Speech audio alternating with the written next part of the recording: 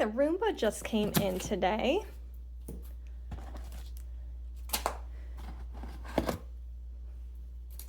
The packaging looks very secure. Here's the actual vacuum and the storage container. So I'm going to go ahead and get this put together and I will let you know the results.